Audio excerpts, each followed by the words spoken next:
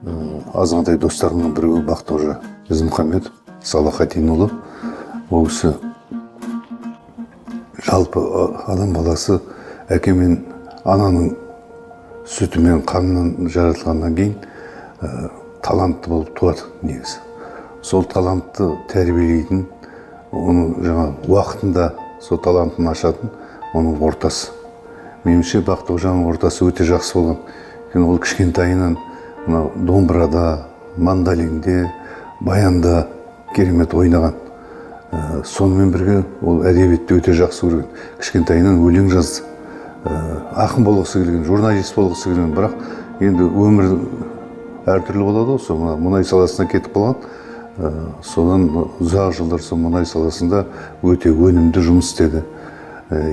90 жылдардың аяғында өте бізде қиын жағдай болып тұрған кезде, әсіресе мәдениетімізге, журналистикаға өте қиын болып тұрған кезде Алматыға осы мұнай компаниялары көшіп келе бастады. Соның алғашқысы болып, сол департаменттің бастығы болып Бақтықожа келді.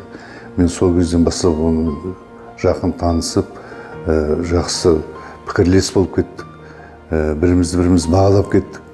Ең бірінші есімде сол жылдары ата жұрттан Анадолыға дейін деген Қалип Алтайдың кітабын шығарылмай жатты. Сонымен Бақтықожа ол кезде Қазтұркмұнайдың бас директоры, соған барып осы мәселені айтып едім, бірден кітапты шығаруға көмектесті. Ең алғашқы Қалип Алтайдың кітабын Бақтықожа шығарып бергенбіз. Бір кейде